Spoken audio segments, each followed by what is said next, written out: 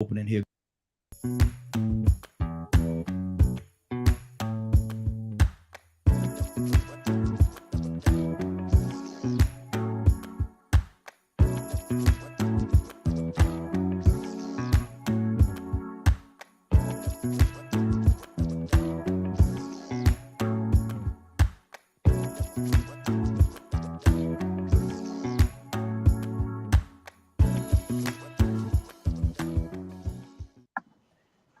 Well, welcome, and welcome again, everybody. Welcome to another episode of Real Men Being Men. Welcome to another episode of Real Men Being Men. We're doing something a little different today. We're doing something a little different. We got a brand new platform that we're working with today. I hope you all enjoy what we have. But this is still Real Men Being Men. We still have the same thing that we're doing. We got four square conversation. We're going to talk about them, each one of them for 30 minutes. Sometime we might not get to all four of the topics, but we're gonna see how it goes. But before we go another further, I got to say good evening to a couple of the gentlemen that we already have with us. Glad to have each and every one of them here with us. We're gonna start off with to my, I guess they will be to my left. Rodney, good evening, sir. Tell everybody who you are and where you're hailing from. Good evening, Rodney Smith, hailing from Decula, Georgia, Metro Atlanta, right outside of Atlanta, and I'm glad to be here. Good deal, good deal. Ray, he got a fancy name on there. I can't see what that fancy name is. I think it's a Sheree. Is that Sheree? Yeah. Sheree Devon Blakeney. I'm Yeah, coming yeah. out of Burtonsville, Maryland. How Good everybody deal. doing? Good deal, man. Good to have both of you brothers with us, man. Definitely good to have you with us.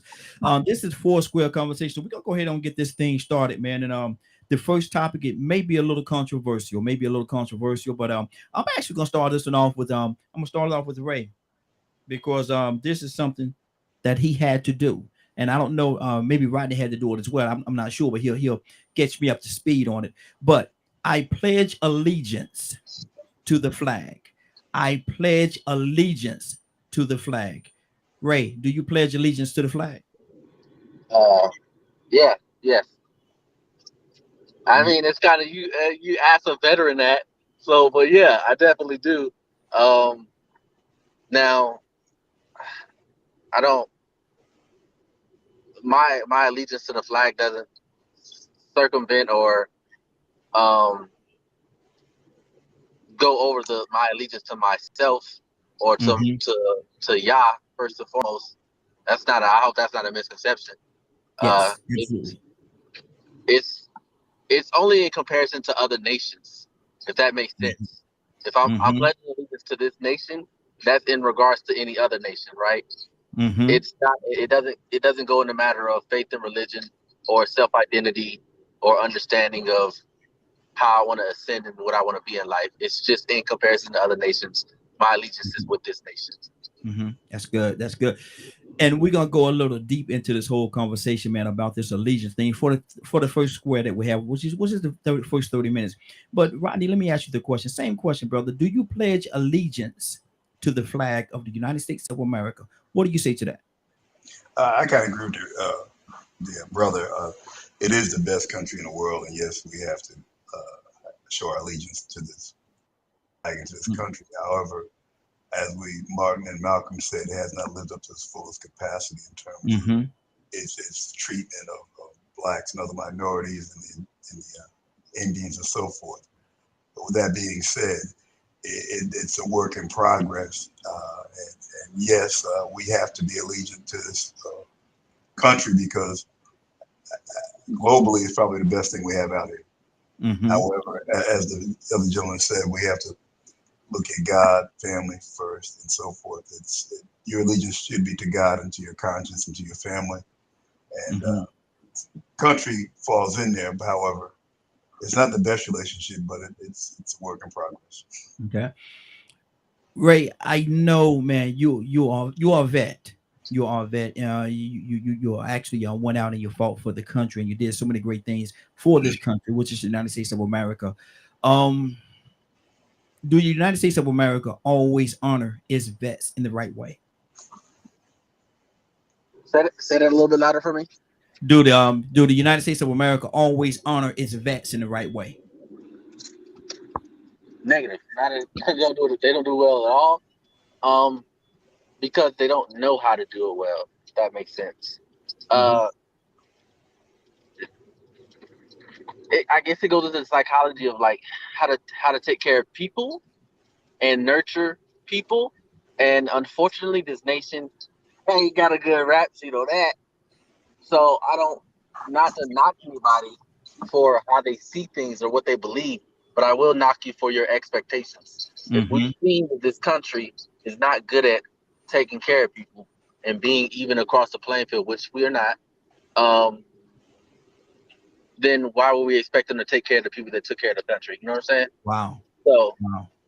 that's where we got to make moves. Is like, I'm an able-bodied vet, so I need to be doing better and doing more when it comes to my brethren. That will be soon when I get a little bit of more cheddar. That's good. That's good. Rodney, what do you say to that, Rodney?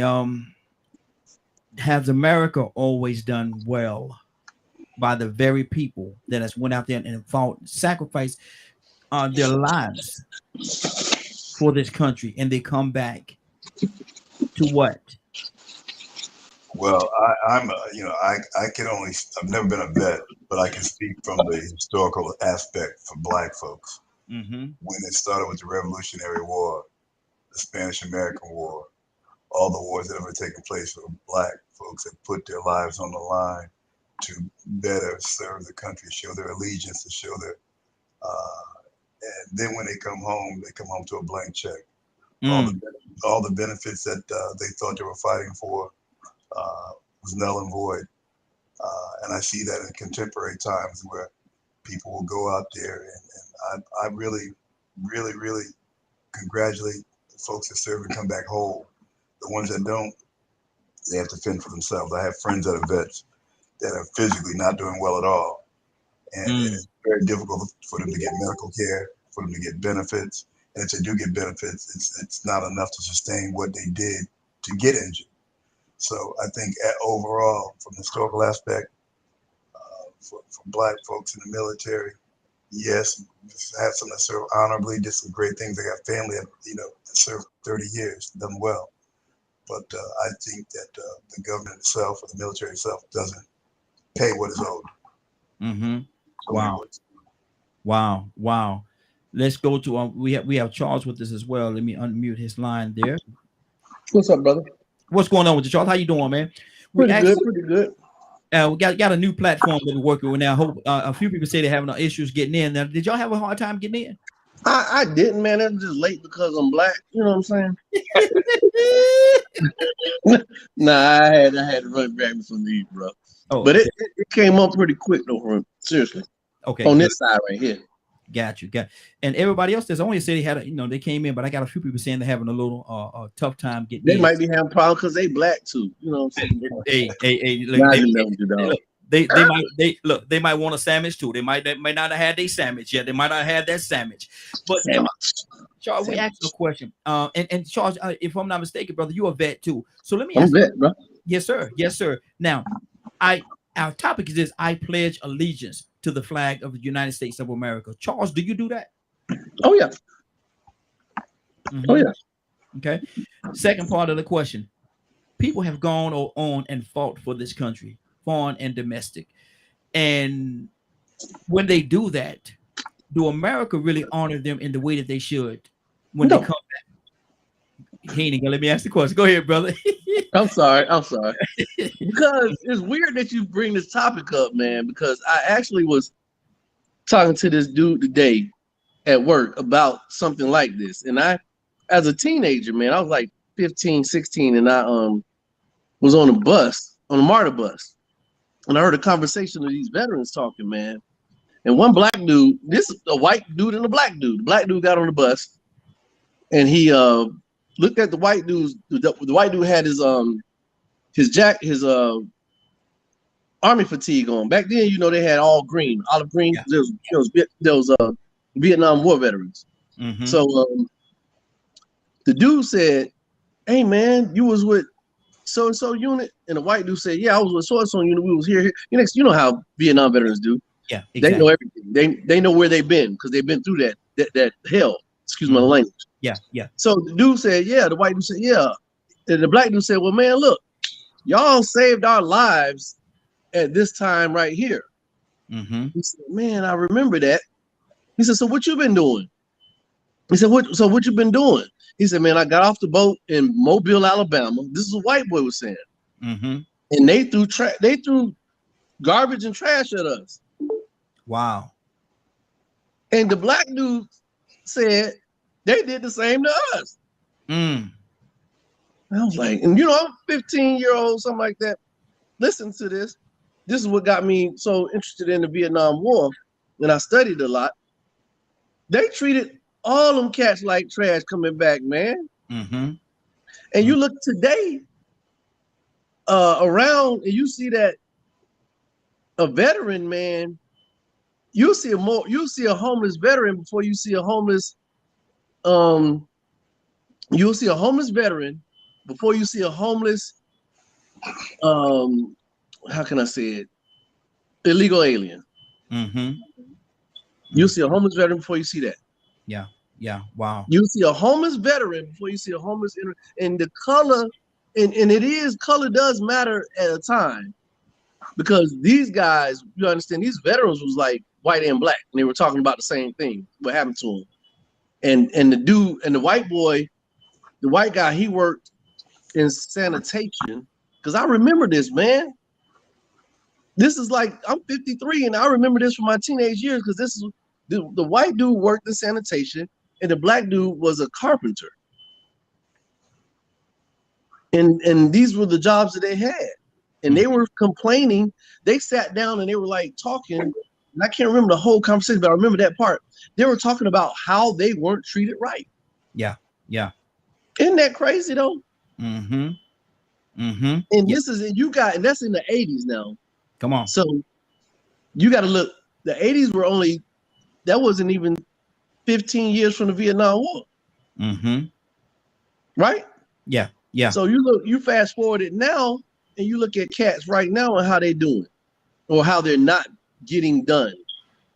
Once a year in Atlanta, they have this big thing at the VA once a year, and they give away clothes. They do all this stuff like that, and they do all this stuff once a year. But if you're illegal, and I'm not harping on trying to jump on illegals, but they get stuff all year round.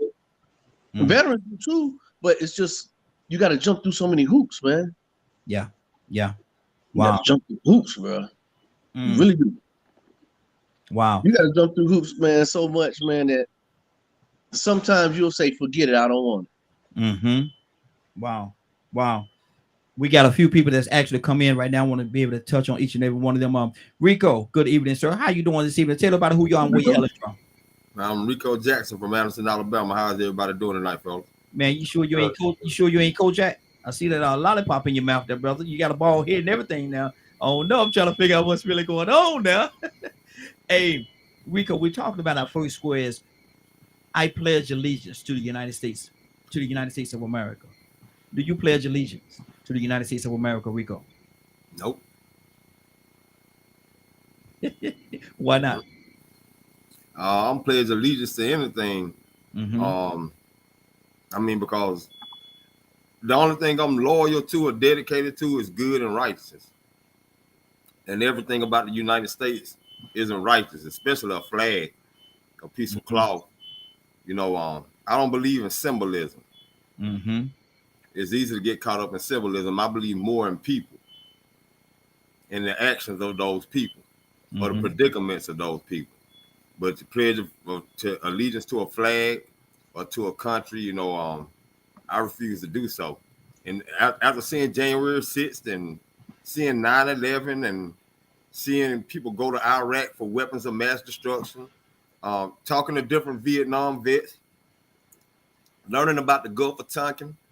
Mm-hmm. The Gulf of Tonkin. If you really want to get off into it, Vietnam shouldn't even happen. Come on. Just like the weapons of mass destruction with Iraq should have never happened. Mm-hmm. So that's a lot of manipulation on a large scale by the higher ups that run this country, the ones that we actually, they're the ones that do the work of the flag that we pledge allegiance to. Mm-hmm. So are we actually cool with pledging allegiance to the fact that now that we take over Afghanistan, not take over Afghanistan, we occupy Afghanistan, take control of their poppy fields, bring in kingpins from Pakistan, and they actually increased the growth in the production of poppy and heroin. Mm-hmm. Our epidemic picked up after Afghanistan. So no, not to pledge allegiance to that flag that condones or contributes to that. COINTELPRO, Dr. Martin Luther King Jr. is a communist. No, I don't pledge it. All men are created equal.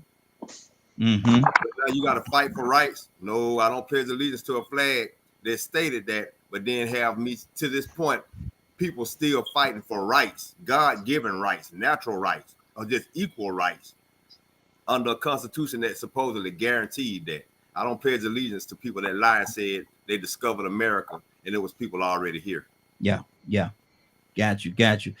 Toussaint, good evening, sir. Man, and I'm loving this question. Man, we might have to stay with this question for a little bit longer, man, because it's a lot tied into this particular question. But Toussaint, we asking, I pledge allegiance to the flag of the United States of America. Toussaint, do you pledge allegiance to the flag? Who is I? No. What does allegiance mean, man? That means I'm what? Dedicated. What does that mean? Allegiance. To give allegiance to something. Explain that to me, because no, I don't. I mean,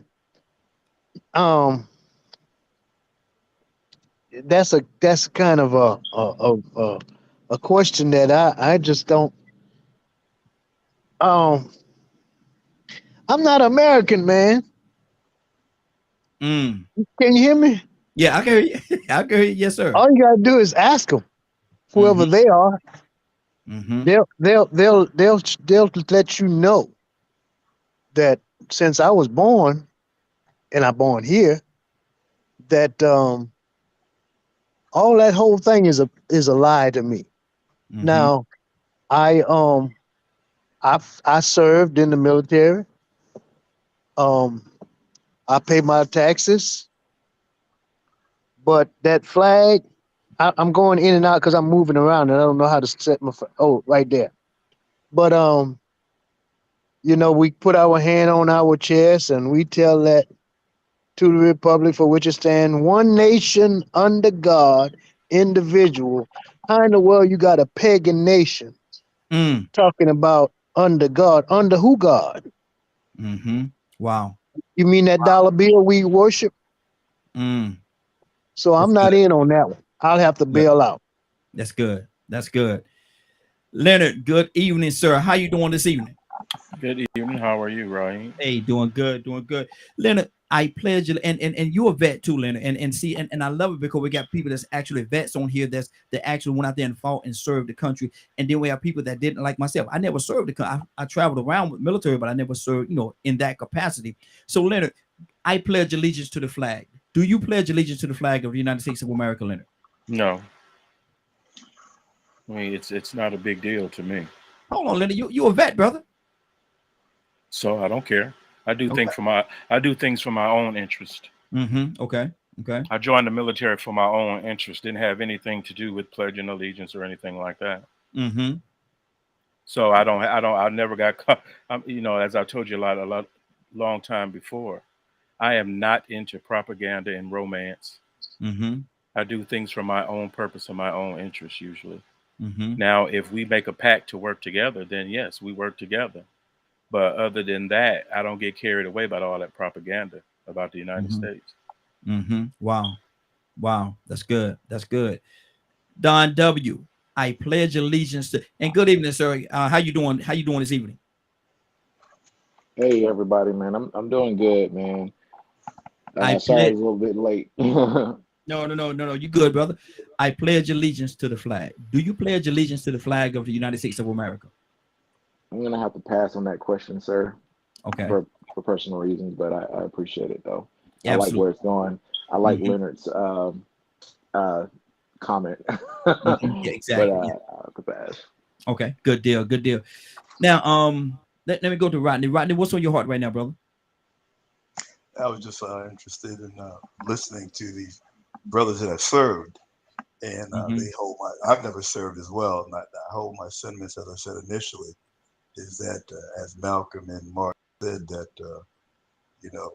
our check is not insufficient funds based on our participation, and it's kind of a double-edged sword because at the end of the day, we do have to support where we live, but on the other side, we're being abused in the process. So in terms of allegiance, like the brother said, our first allegiance needs to be to God and family. Whatever else falls in at that point. Let me go to Chewy up there. Charles, what's on your heart, brother? Let me go to Chewy. That brother got both jaws for. That brother they got both jaws for. Go ahead. So, when I pledge allegiance to the flag of the United States of America and to the republic for which it stands, one nation, under God, indivisible. Now, the words that it says and the actions that are done might be different, but what it says is what it says. If somebody comes on this soil, and I didn't go to the military, and I love it when people say thank you for serving. I didn't serve for them; I served for me. When I went in, and there was a question that was asked when I got the basic training, who came in for Patriots? And they asked this. This is back in 88. A lot of guys put their hands up. Who came in here for school money? I put my hand up. I appreciate, and the drill sergeant said, I appreciate you for being honest. Watching me, looking at me, I became the squad leader, platoon leader, all that. Actions. But I understand that this is just like a marriage. Ain't nothing perfect. Come on. We get the crappy end of the stick on a lot of things, and blacks do, and whites do, and Asians do, and all military people do. And I understand a lot of people on here talking about blacks, and I understand that. But what I got from the military, and this is not just the military, and I serve with guys from other countries who came to America, who what was going, and we talking about not just Cambodians or black, or we talking about black people, black colored people from other countries who came here and served. And they wouldn't serve in their country, but they want to serve here. And all the bad things that we can talk about are true. A lot of things are true that people say about it. But I'm not a negative harper. I understand it's there, and I fight against it, but I'm not a negative harper. You understand? I'm a builder, and it's hard to build on negativity.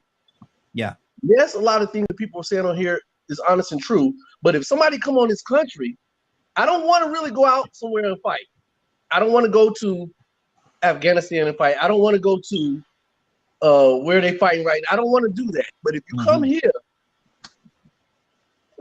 I'm trying to kill everybody in your family and your dog and your cat.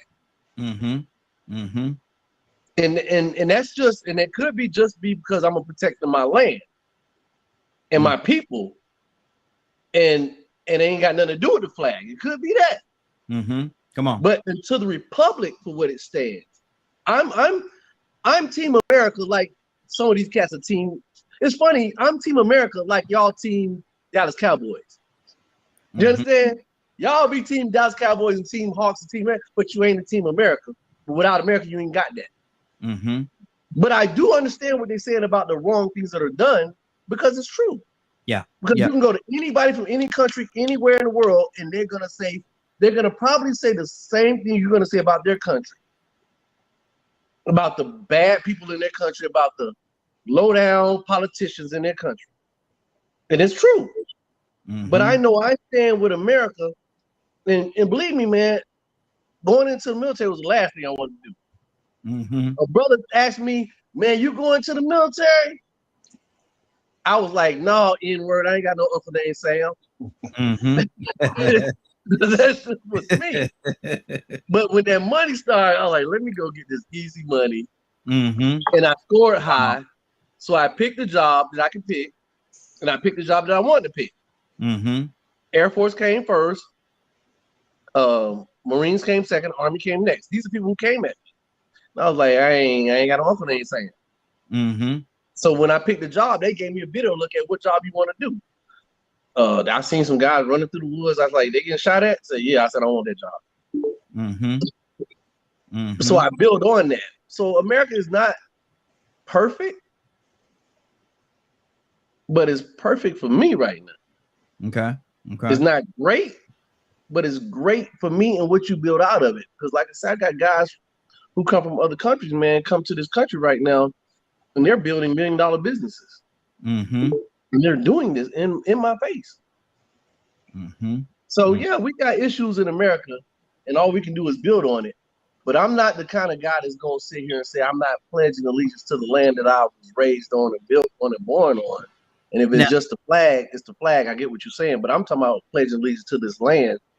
How loyal, Charles? Let me ask you this question. I'm gonna try to finish this square, but go to the next one.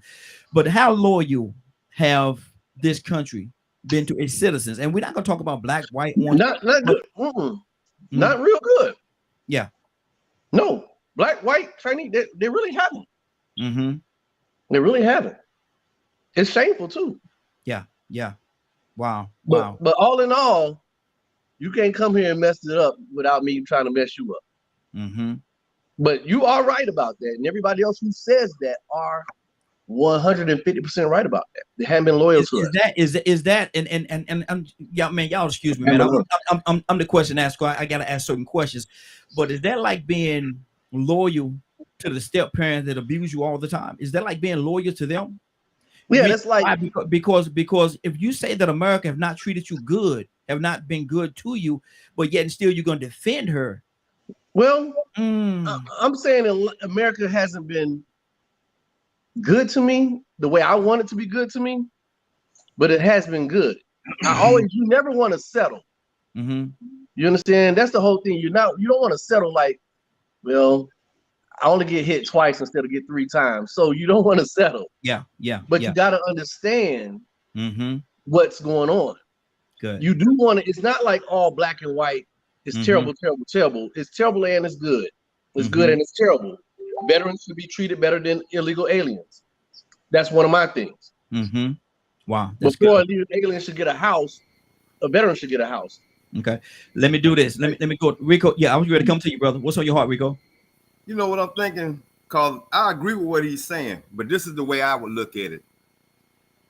I'm not unconditionally loyal to America, but I will use it to my best benefit, and I would defend it for my best interest. Mm-hmm. But I'm not going to actually just put all my faith and loyalty into this country, and that's the way I feel. I almost went into the military myself, but I wasn't going because I wanted to be a patriot. I wanted to go for my best interest. So they weren't going to be able to brainwash me. Yeah. And they tried from the very beginning to brainwash me. I'm like, you know what, man? They're going to find out the hard way. Rico doing this for Rico. Dang, some USA. You know, like I said, for not that I'm harping on negativity, but just for the fact of what this country is. America has a resume.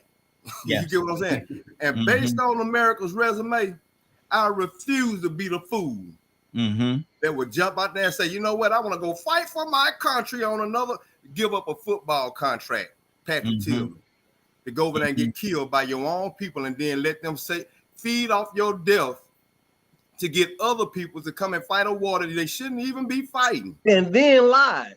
About it, killed by your own people. I ain't got no loyalty to you, but I will use you for my best interest. Call me the Black Amish. Wow. The melanated Amish, because I'm not using the word black anymore. I'm trying my best to get away from that terminology because that is not what we called each other. Yeah. Before it was introduced to us. So I'm trying to get away from that. I'm a melanated Amish man. Good deal. We're gonna finish up this square with you, Ray. What's on your heart, brother?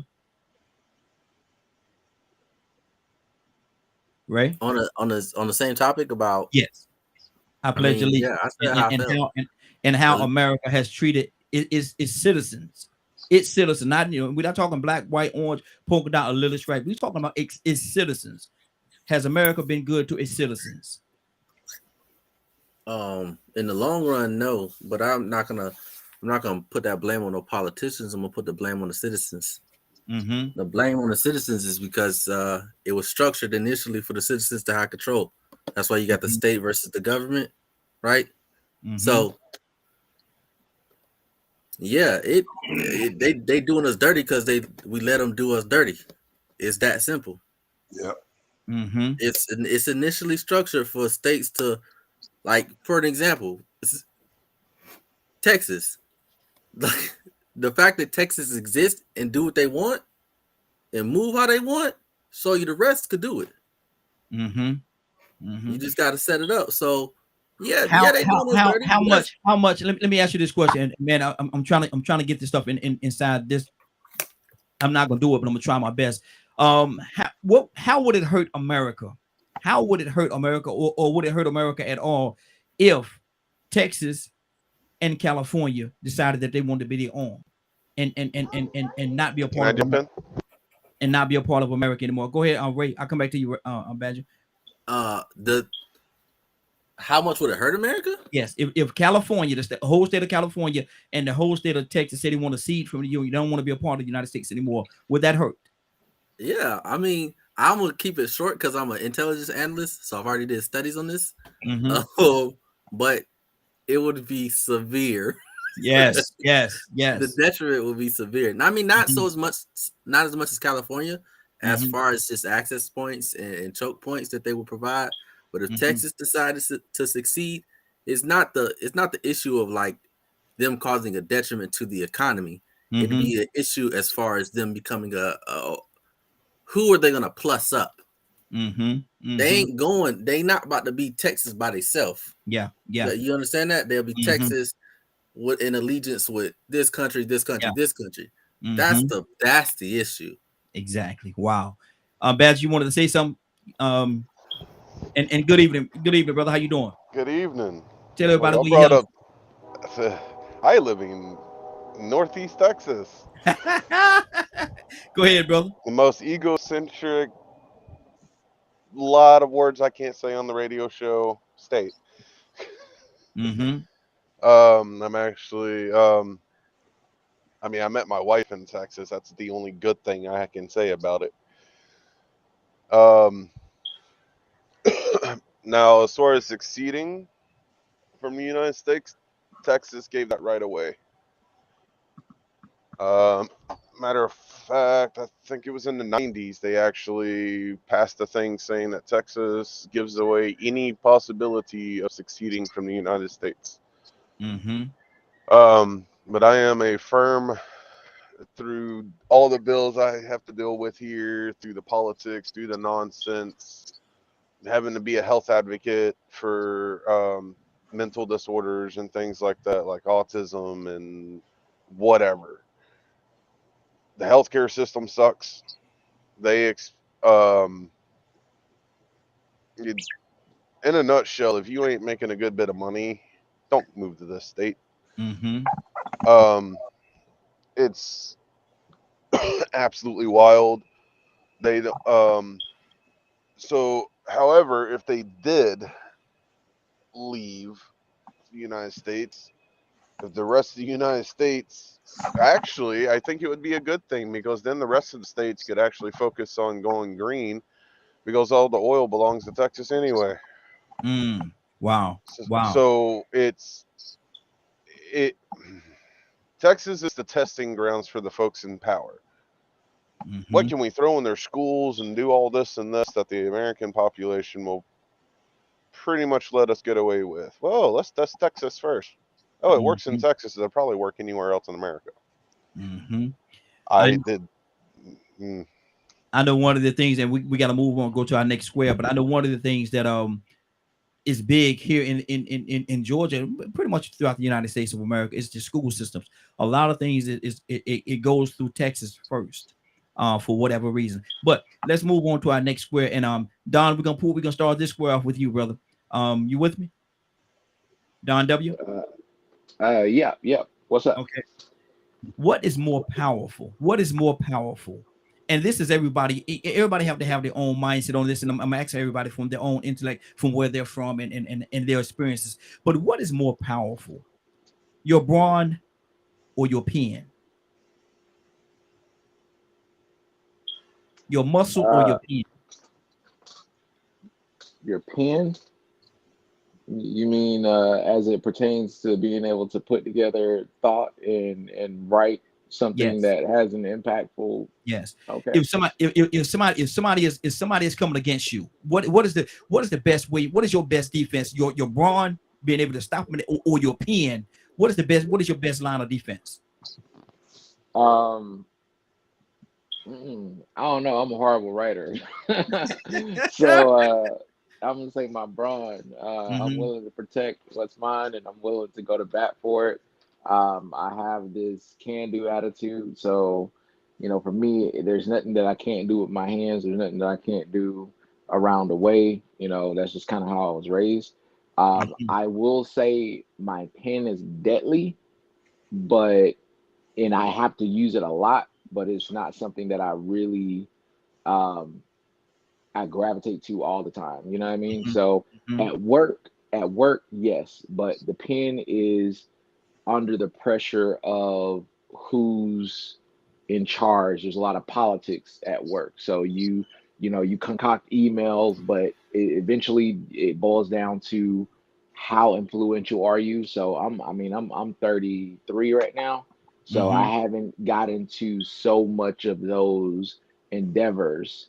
My pen has got me in less trouble. Wow. But I will say I've accumulated my assets and all the things that I have based off of the efforts that I put in, and using my mind, but also it just takes sheer will and work to do it. And there's a lot of people who have a great thoughts and could visionary something out, but it takes action. So I'm more of a man of action than I am trying to visualize something for somebody else to do. Wow, so that's good. And that's just me personally. I know that the pen is usually better, but for me it just works for me. Okay, good deal. Yeah. Leonard, coming to you, brother. What do you say to that, man? What is more powerful, man? Your brawn or your pen? Well, it really depends. What's more powerful for me? Yes, my pen. Okay, because that's what I've always done. I've always written, technical writing, dissertations, thesis, you name it, work rules, programs for machines, things like that, and definitely for management. And you see in the work world, people on the desk have an attitude usually with management, right? And they say, well, you just a manager and you can't do nothing. You don't know how to do this job and this, that, and the other. So therefore, I'm somehow more entitled to than you. I said, you know what? First of all, I used to sit right there. And then I picked my stuff up and I moved over here. Don't you think for 1 minute that you can use what you've used against everyone else against me to be less than. Because one, I will write you out of here if that is necessary, and I won't blink.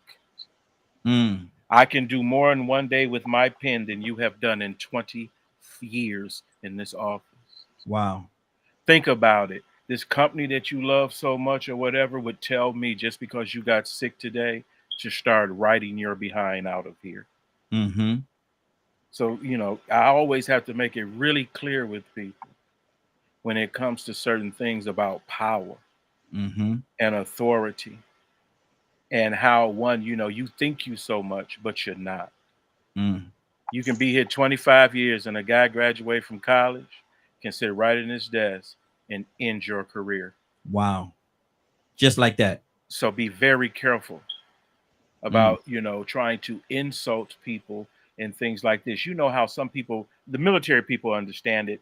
And matter of fact, that's why I'll just use this example since you were talking about Vietnam and how enlisted men fighting on the ground would wager on how long a new officer would last.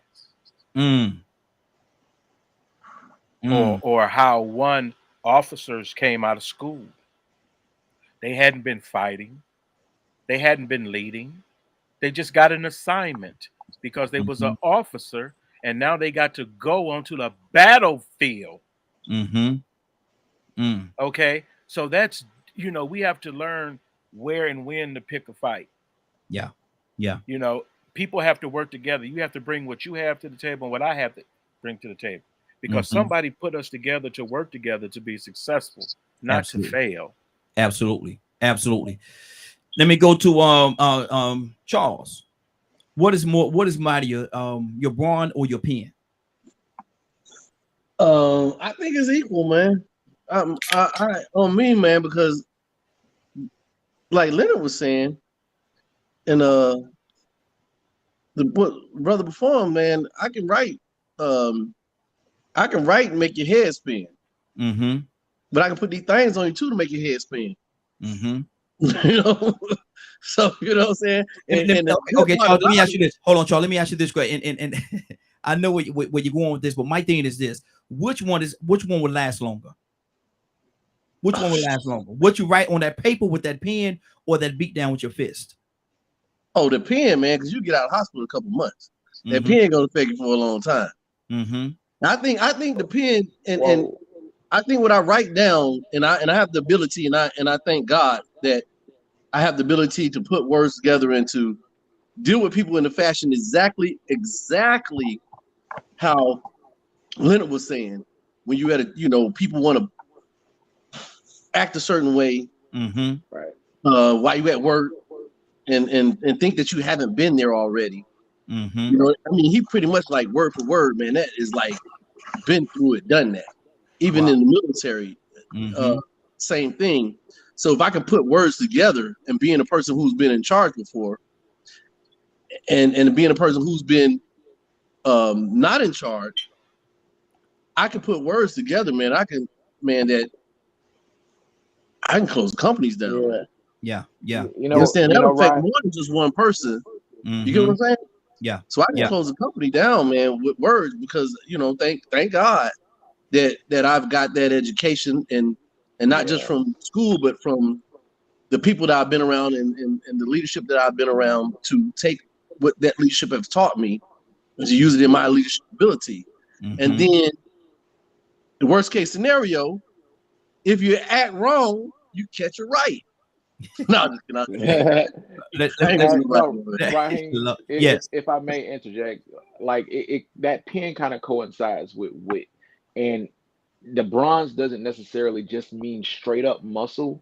Yeah, it has an expiration date on it, but think about years ago, back in the 80s, you had men building their own houses. That value alone was transcended because a lot of people didn't know how to do that. You know what I mean?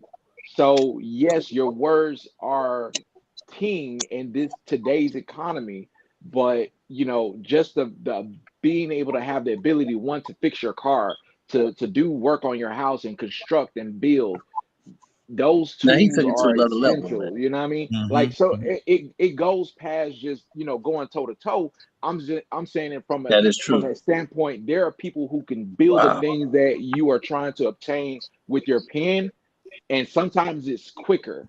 You know what I mean? Like, you could build a house in a year, but it may take this person with their pen to pay for a house in 30 years with interest. You know what I mean? So you have different levels of it. You know what I mean? So think about it from that aspect. We are in the informational age right now. So yeah, you can get 100K, no doubt. How long can you keep that 100K and battle everybody else that has a pen too, and not considering racism and all that other stuff? Because if you are good with your pen, you look around you, your peers aren't the same color.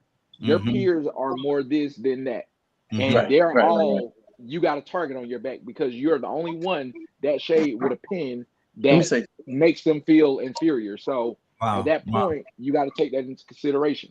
Okay. Give me. Hold on, Charles. Now you know I got to be equal with this. But see, he just said something that just just like changed everything, and it makes a lot of sense. I got you, but hold on. Come back. I'll come back to you. Well, y'all love this. This is a good square. Rico, talk to me, brother. What is more powerful, man? Your brawn, your muscle, or your pen? Somebody do something against you. What's the best way for you at this point in your life to deal with it? Well, if it's an immediate life or death situation, then your brawn has to, step up to the plate.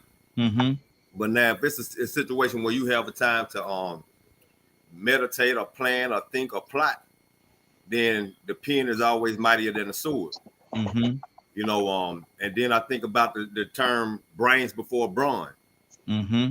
And sometimes if you can't speak what this is putting together, it's even better to write it out because you got a little more time to think as you write. I'm a much better writer than I am speaker. Mm-hmm. You know what I'm saying? Like, as I speak on such basic, simple terms that I never use the words that I need to use to express myself clearly. Mm-hmm. But man, let me put that pen on that paper. Mm-hmm. Lord have mercy. You're going to see like you should have been writing for the New York Post or somebody, because I have enough time to actually think about the words I want to use and plan what I want to say and drop it to clearly enough to where it's understood the correct way. Mm-hmm. You know, I catch myself as I'm speaking, repeating myself. You know what I'm saying? That's that immediate impulse. That's what comes with brawn. That impulse, that response that's immediate. But with that pen, you got time to sit down and think out your word. That's why Martin Luther King was so great. I don't think he did a whole lot of freestyling. Yeah. I think he sat down and put that pen on that paper so everybody could relate to what he was saying, not just black people, but human beings. Mm-hmm. Mankind could relate to what he was saying. That's why he won a Nobel Peace Prize. Yes. Because he was literate. You get what I'm saying? So and eloquent on top of it. He was well spoken and very well versed. And so, you know, the pen will always be better than the brawn. And y'all that's in the hip hop understand what I'm saying right now. What's the name said it very good. Big Daddy Kane, he said when the pen hit the paper, y'all know the rest of it. Badger, what's on your heart, brother?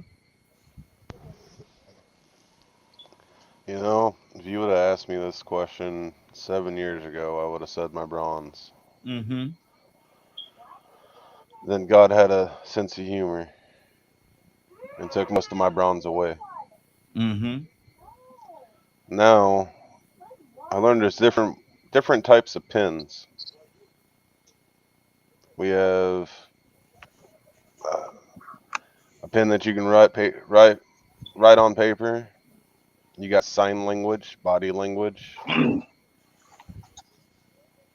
And sometimes, even in life and death, the right body posture can scare a fool. Yeah. Mm-hmm. So, asking me today, it'd be my pen. Okay, that's good. Badger, you know you're silly, right? We the Brady Bunch. Dude, I saw 9 squares up there, and I'm like, oh my god, it looks like the Brady Bunch. I just saw that, man. Like I said, I don't go to the chat. I just saw that, man. But anyway, go. Yeah, exactly. Marsha. Right? Exactly. Hey, everybody got to do this. Exactly. Look at my look. I thought you saw that, man. No, I just saw it, man. Like I said, I have a lot of wonders going on, man. I don't get, man. I miss a lot in the chat sometimes, but yeah, I just saw it. You're bad to silly, man. In a nutshell, you know, most people know me as a very polite human being. Mm-hmm. But those that have caught me on a bad day, I can be very vicious. Mm-hmm. Mm-hmm. And a lot of that's just learned from other people. Learning how to not use my hands like I used to. Mm-hmm.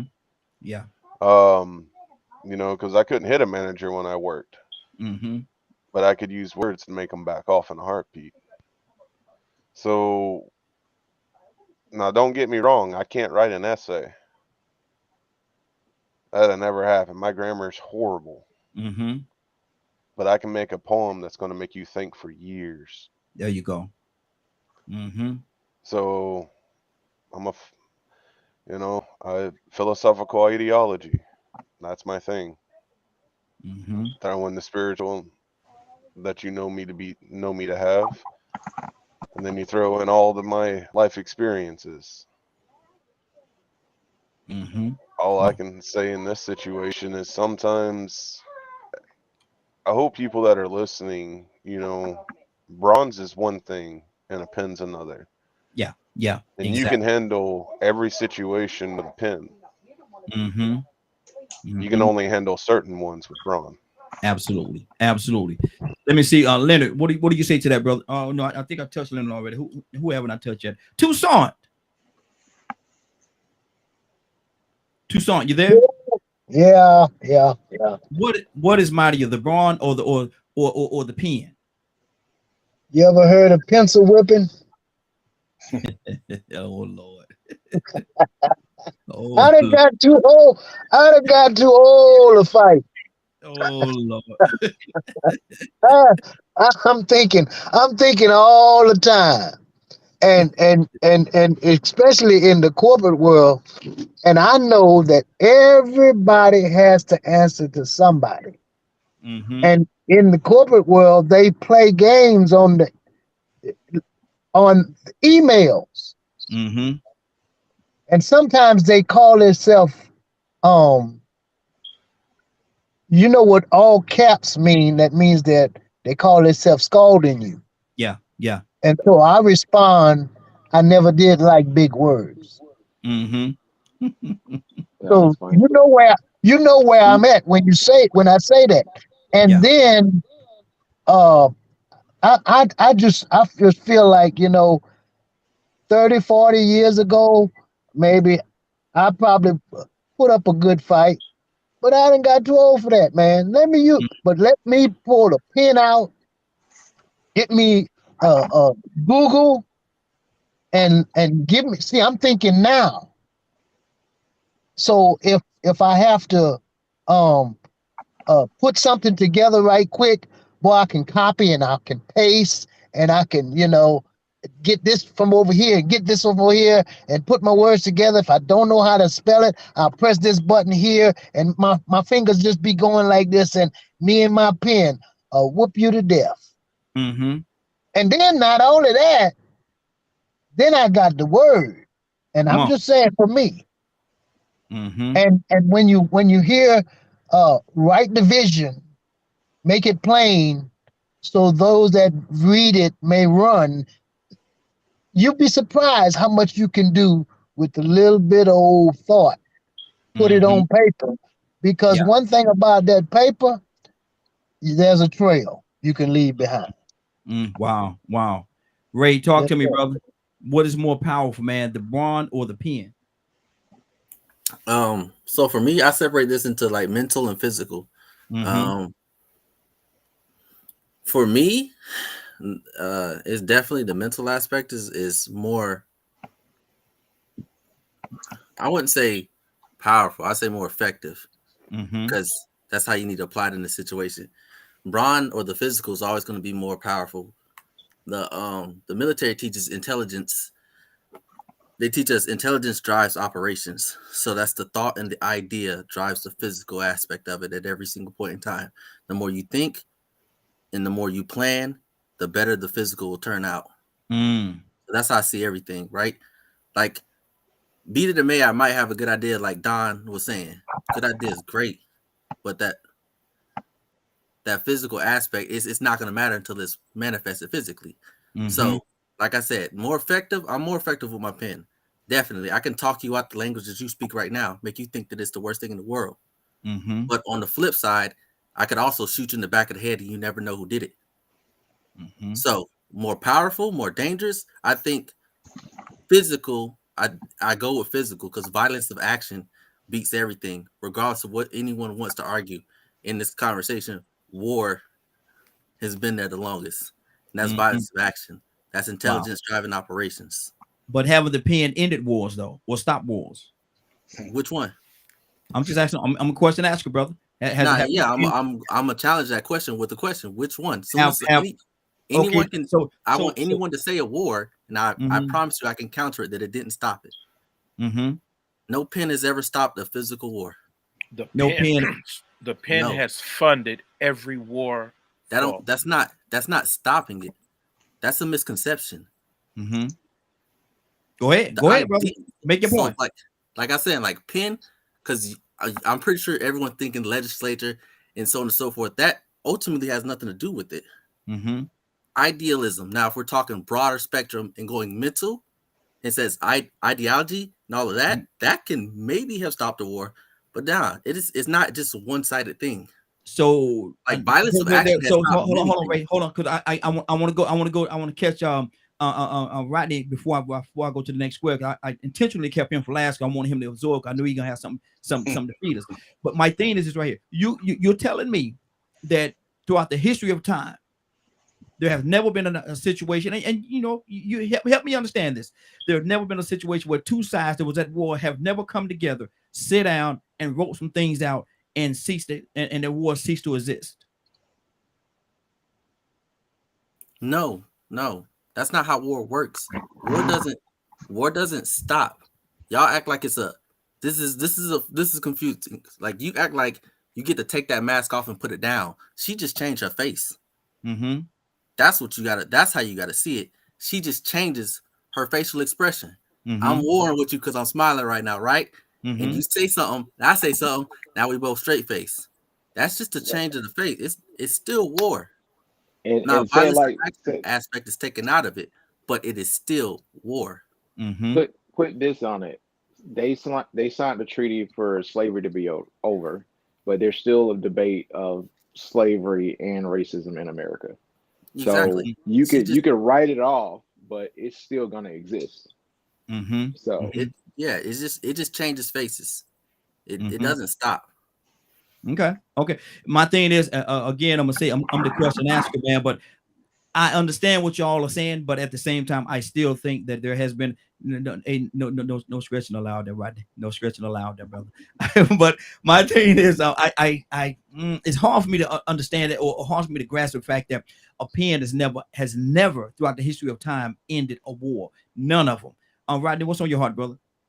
Well, I was listening to all these brothers. I really, really can appreciate it. I totally understand. I want to give a true life experience. I had the opportunity for several years of being a bail bondsman when most of the clients had gotten involved in something. It came from brawn, and it didn't come from thinking. Mm-hmm. And then what it typically happened is I put them on paper. Mm-hmm. Put them on paper, meaning I documented everything they've done from that point on.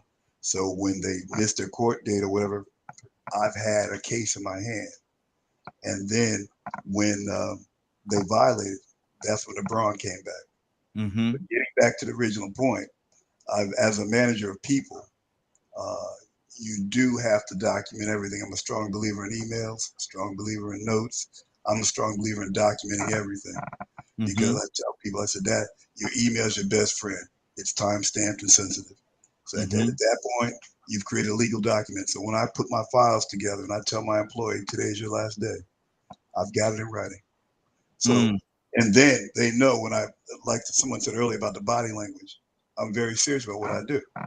So therefore, you're not going to punk me in terms of your demeanor because, I'm from the old school. When some of you guys are a lot younger than me, but we know back in the late 70s, early 80s, if they had the stick on your shoulder or you talked about somebody's mama, it was on. So that meant that you had to make a serious decision about your next word you're gonna say. Mm-hmm. It could be detrimental very quickly. Mm-hmm. So what I learned in writing, it gives you enough time to give you clarity on your thoughts. A lot of people are in bad business deals or in bad relationships or in bad situations because of dealing with their impulses. Mm-hmm. If I tell my sons, I said, anything you do in life, use the 10-second rule. Before you make a decision, open your mouth. Take 10 seconds to think about what's going to happen after you open your mouth. And if you can deal with that, continue on. I think a lot of people do not take time out to consider, yes, I can beat you. I can beat you down. But can I deal with the 20 years in jail after that? You know what I mean? So what has to happen, LeBron has his plays. But if you don't take that 10 seconds or you don't write down your thoughts, the two columns, the pros and cons. And then when you finish reading the pros and cons, you want to make that move, go ahead and make it. But deal with whatever happens after that. Mm-hmm. Good deal. Anybody have anything they want to say before we got one whole minute? We got one whole minute. Anybody got anything they want to say before we move on to the next clip? I was thinking if you don't have 10 seconds to think, then Braun is definitely the top dog. Because sometimes you don't have 10 seconds to think. You have to respond. That goes back to what I was saying about that impulsive reaction. And so and take your lumps where they may.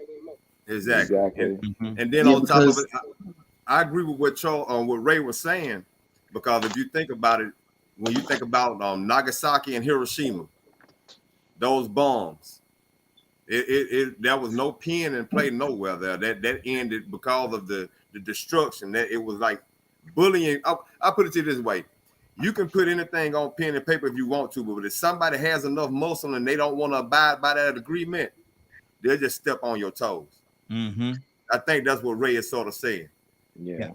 But I also like on Rodney's statement about like writing or whatever, there's always levels to it. There's always somebody who's bigger and sharper and, you know, more agile. So it's not just a thing of compelling documents. There's documents in history that have been written that have shown that people have made faults in it, right? You had judges write sentences on people and did it in error, and now those sentences are lifted. You know what I mean? So yes, you can catch somebody up on 30 years or 20 years in jail for being physical, but you can also catch somebody in writing and put them in prison because they have it documented of their errors. So there is an advocate of both places. So it's both sides. So I'm an advocate of being for the pen because you have to use it to make it in today's economy and today's world. But you have, like Charles said, like you have to have both, and you have to have a good understanding of when to apply it. So time and a place for everything. Absolutely. Right. Like marriage is a contract, prenup is a contract, and you could write yourself poor if you want to.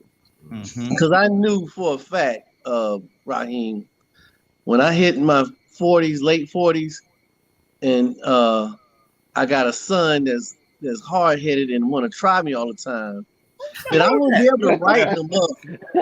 So I knew how to fight already. So let me go and enhance this fight and get this black belt so I can put these things on him, because writing ain't gonna help me. You know That's not fair. Well, that's dirty. That's some dirty mess there. Well, that's Ray already been out there talking about whipping folks and shoot people in the back of the head. Like, man, that boy now do something wrong. Hey, you see where he got it from, right? He got his shirt buttoned up like he's old school.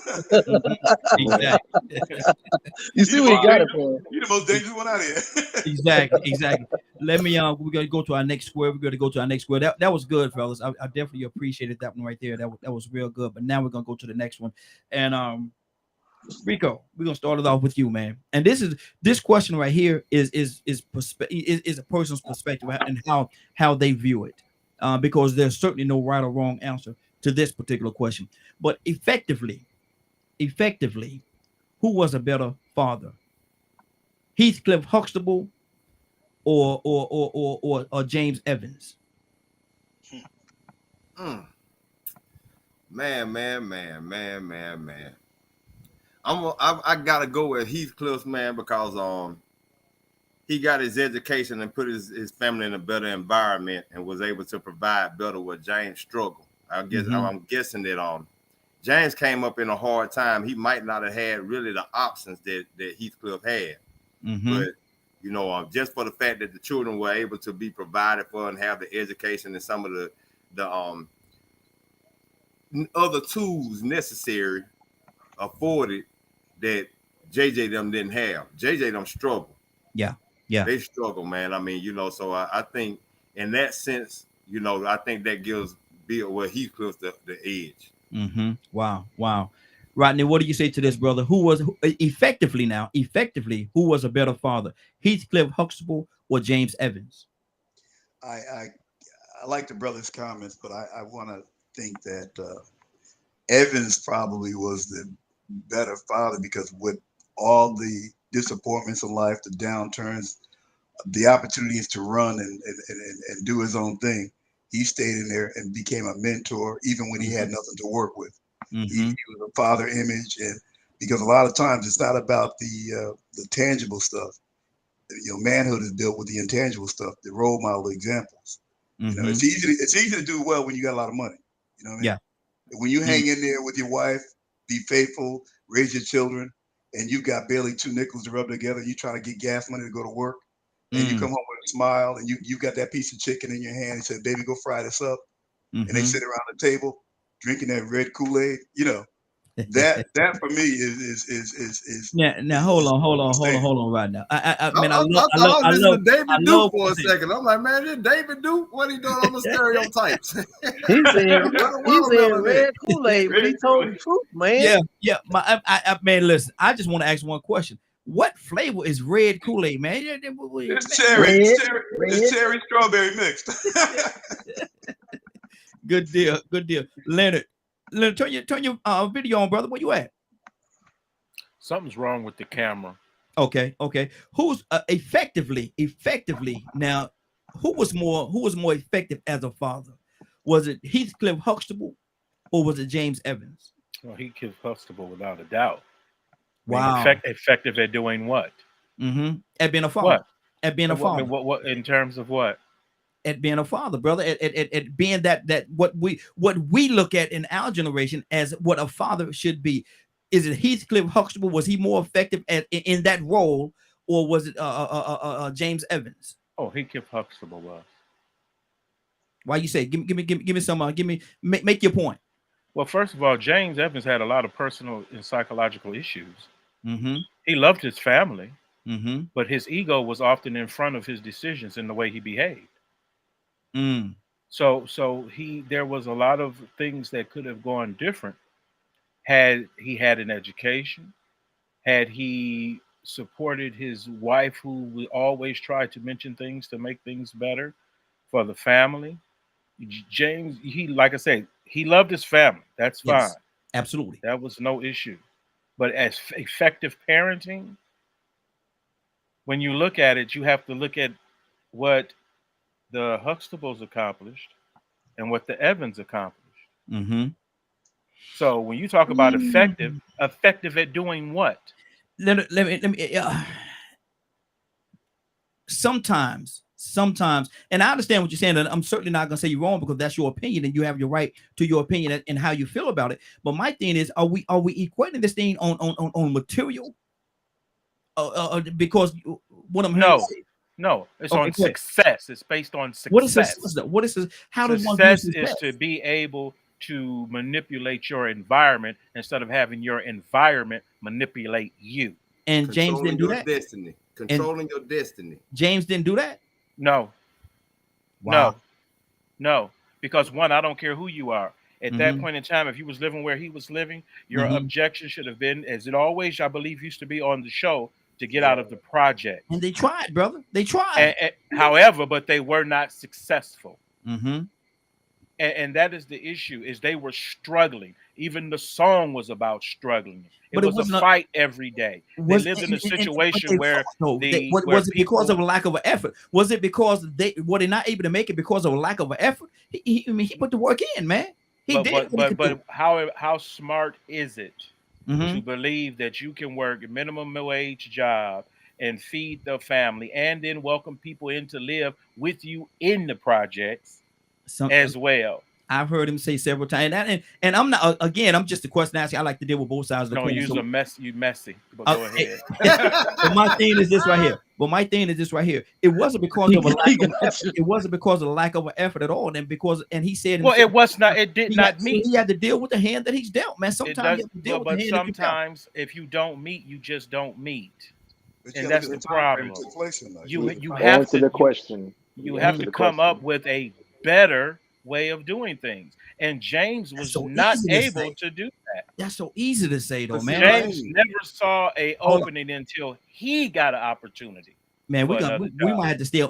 I got another square, man, but we might have to stay with this. And then he died. That was the end. Then he died. I don't think he planned on dying, Lynn. I don't think he planned on that. But hold on, yes. You said who was the most effective? Yes. Well, you got to think about it. Bill controlled his destiny.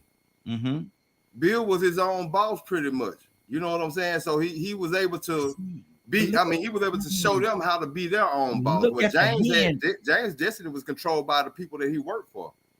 But James was almost on that same line of barefoot and pregnant, almost too, mentally. But see, my thing is, hold on, I want to pull everybody in this. Everybody got to say on this right here. But my thing is, Bill was Heathcliff. I ain't gonna say.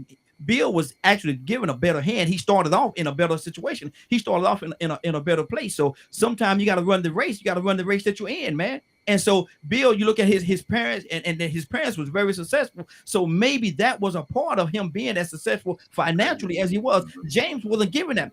James Cross wasn't dealt that way. George Jefferson was in the projects once upon a time. Then he moved on up. What you gotta say about that? But my thing is, sometimes in life, you get a break. And James would always say, "Man, I just want a break. I just want a break." He was looking for a break. Let's keep this thing going. Ray, come on, brother, talk to me. I look at the father or the man of the house is like it's a quarterback. Teamwork make the dream work. You got to exercise and understand what you got in your household and maneuver with. Now, I wasn't a frequent watcher of the show, but it's not like was it James? Oh boy, didn't have talent in his household. It's not like he didn't have ideas in his household. He just was beside himself to execute properly with these things surrounding him.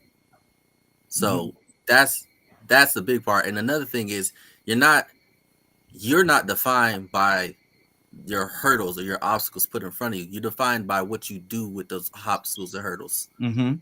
Just because you in the projects, that ain't no pass. Did you get about the projects? Now we can talk. But see, so let me ask you this: is it if it was that easy, if it was that simple, just to get up out the project, there would be nobody in the project because no one is really there because they would. Yes, there would. No one said it was easy, but look. If you run in track the first time, you try to jump over that hurdle and you bust your tail, it'll behoove you to practice. It'll behoove you to train. So are y'all saying that James didn't surround yourself? Are y'all saying that James didn't try to get up out the ghetto? Are you saying? No, I ain't saying that, but I'm saying was the effort there? If the effort was there, then everyone else in that household would have blossomed also. I'm loving this, y'all. I'm loving like this. If you now in the Cliff house, they were allowed to fall and get up and was taught lessons and blossomed. So he took little pieces of coal and turned them into diamonds. And he had plans. James had kids. James kids. Let me tell you. Break down his kids. Let me break down his kids. Thelma, I don't know what Thelma's gonna be, but Mike was gonna be y'all help me out with Thelma. I don't know what Thelma's gonna get married to some rich man. I don't know what Thelma's. Thelma's just fine. Yeah, oh, Lord, yes. Hold up. Hey, that's enough too. I'd have moved the ball up. I think all of us would have paid Thelma's way. Come on now. Here y'all go. See, boy, look at she wouldn't worry about no light bill. I tell you that. She wouldn't worry about that light bill.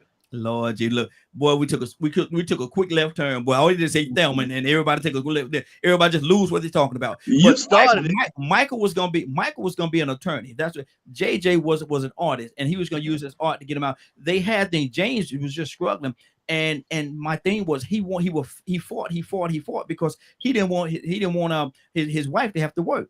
He didn't want her to have to go out there and get no job. He was gonna go out there and work 2 or 3 jobs, try to make ends meet. Which is another horrible decision. It may be, but my thing is that's the decision that he kept them in the project. Say it again. That kept them in the project. Yeah, that's ego. Yeah, that's ego. That's what I'm saying. Like it always was. Is it ego? Is it really? Yeah. That's how that character was written. Well, like look at it as today, like from a standpoint of if you have 2 kids, childcare is a mortgage, if not way more. So I don't know what it was back then, but you're touching on the kids now. That's how you can measure the success as a father, not by the materialistic things, but how did he mentor and cultivate his children, his seed, his legacy. And if you look at it from a standpoint, all of the kids had to go through their certain phases of life. How was he as a father to them when they was going through that stage? Now, on Bill's side of things, you had the oldest daughter going off to marry, somebody that was very ignorant, by the way, and was, not really grasping the concept of treating women right. And then you had that sub daughter. I forgot her name because she's not that important. She's the one above Rudy. Vanessa. That's not nice. Why are you gonna totally disregard Vanessa like that? No one likes her. She creates problem for herself. You know what I mean? Rudy was always decent, but you had Theo who struggled and thought he was gonna be this hip hop star. You seen Bill step in and talk to each of them through each of their stage and try to cater to what their needs and try to get them to understand. That was trying. Now, on James' standpoint, that pride and ego was there. But at the same time, like when JJ wanted to do his art thing, how cultivating was he on that? You know what I mean? How like he couldn't maybe afford to give them lessons or buy them into an art school or something like that. But was he supportive, or was he like, all right, I'm aggressively shutting this down because I don't believe in your dream? Because I couldn't make it. I don't think you'll be able to make it. What's that? What's that? Yeah. One thing Oh, I love I know James Amos. Yeah, he did his thing. I didn't stick to it. Y'all get a man no credit for and like he loved his family. Yeah, give him credit for that. He stood there. You know, we always talk about, and we don't, not us in particular, but we talk about how people just get up and pack their bags and leave their family behind and don't man up and stay with the family throughout the whole thing. James did that until that's what you're supposed to do. Okay, but I don't hear any of that though. I don't hear any of that. Like, I mean, if you put it in a sports analogy, James had a mean scramble. He was good off the pick. Ooh, hit that gap, but that's all he had. He didn't rely on the fullback, the receiver, the so on and so forth. He just ran with that scramble the whole time. Guess what? Scramble don't get you to the playoffs, boy. He was like Barry. He was like Barry Sanders. He was like Barry Sanders on the team. He didn't have anything, but he used everything that he had to do what he had to do, and got great numbers in doing it. Barry Sanders was on a horrible team, man. Barry was on a horrible team. Okay, well let's compare how they treated their wives and how they talked to them. Or let's also compare. Like I like what I was going to just say. What like Rico said. Or Leslie Matt, would you want to be James's child or Huxtable's child? Well, anybody with any sense would want to be the haves instead of the have-nots, because so why you want to stay over there with James? Because you deal with, you think JJ and Thelma and Michael, you know, if they had a choice, they wouldn't want to. Yeah, they were trying to get 18. They were trying to get 18. They were trying to make it. They were trying to turn 18. Collectively as a family, they stayed together and they tried to make it as a family. Man, they were trying to find a football player. She was looking for an NFL player. I think it's similar. I think it's similar to your question earlier about the bronze versus the pen.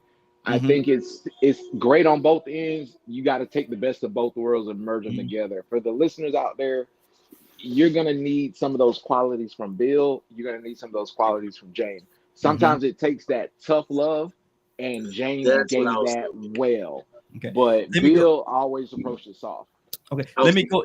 Hold on. Let me go to Badger. I got to go to Badger and Charles. I hadn't talked to Charles yet. Badger, what's on your heart, brother? What do you say to this, man? Was Heathcliff Huxtable a better father on the Cosby Show, or was it James Evans on Good Times? What do you say to that, Badger? James Evans. There you go. Why you say that? Come on, talk to me, Badger. My man, that's my man. Because he seemed real. I watched the Cosby Show, but I was kind of like, oh, that's just a typical TV show. Watching James literally just reminded me of my household. It was real life. It felt a lot more real. Pro-black people, that's what he is. Thank you. Hey, I'm poor. So let that man finish his thought, man. You doing that? Let him finish his thought. Go ahead, Badger. Charles said that instead of me. Like that. Go ahead, Badger. Finish your thought, Badger. They're stepping on that man. Like, let that man finish his thought. He having them good. Go ahead, Badger. You're doing good, brother. Go ahead, Badger. I'd rather have real things than all this money crap that the rich white folks want. You know what? I'm not even messing with Badger tonight. Y'all know I love Badger. I love Badger. But I knew Badger was gonna say that. I knew he was gonna say that. Get your guy, Leonard. I knew Badger was gonna say that. How you know Badger was gonna say that, man? Badger, tell me. Because I know how Badger has this aversion to wealth that is absolutely ridiculous. What? Because I don't want to be those greedy, egocentric. I want to be rich.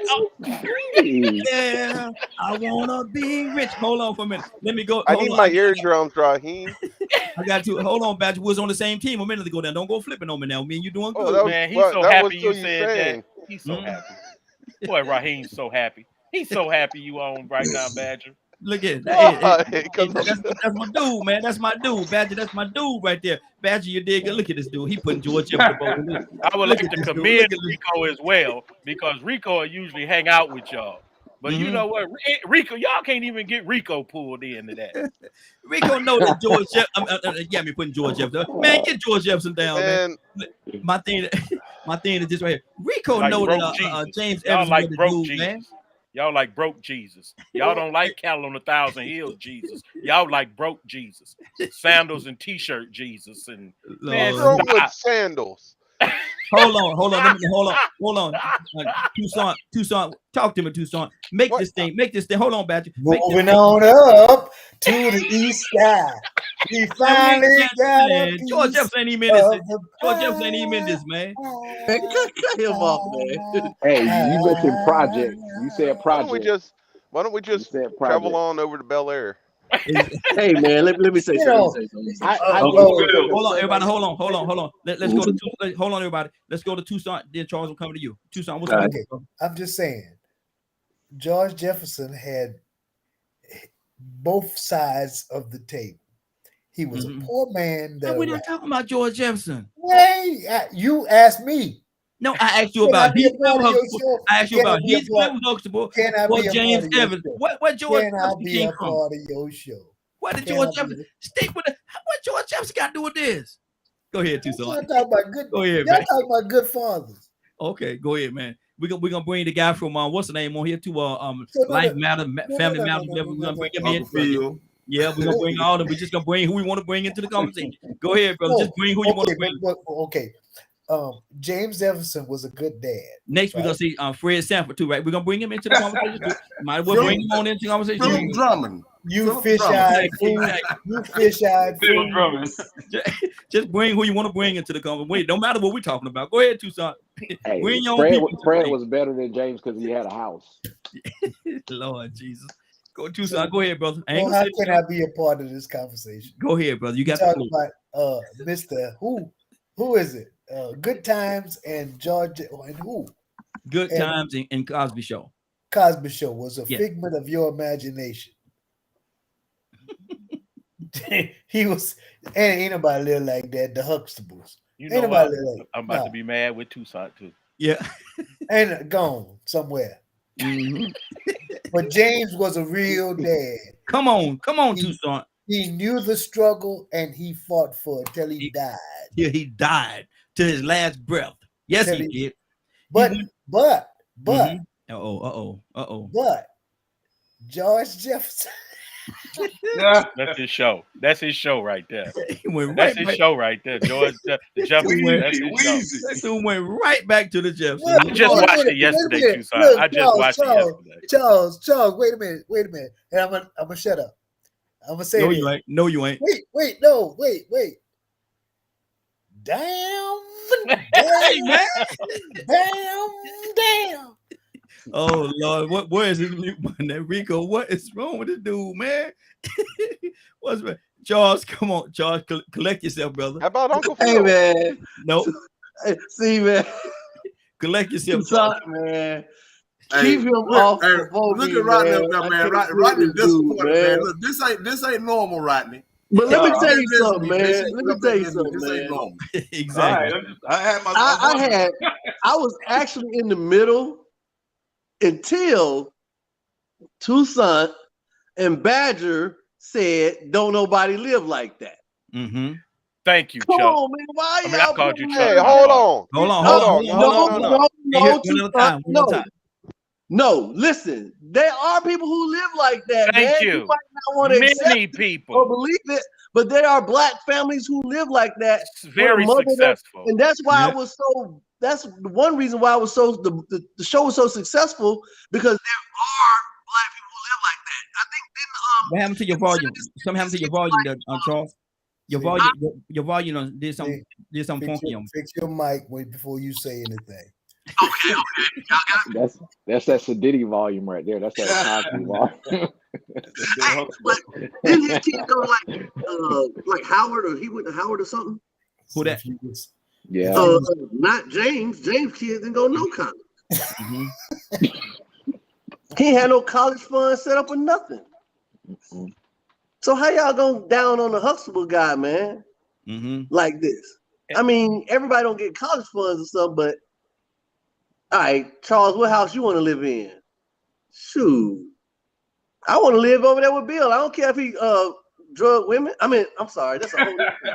My fault. See, I knew you was gonna do that because where's his mic at? Where's his mic at? Where is his mic? My fault. Can I add, Raheem? Go ahead. Go ahead. When you said Penn and Braun, mm-hmm. the bigger philosophical thing, especially for African American males now, contemporary, is the struggle between education and trying to do it without it.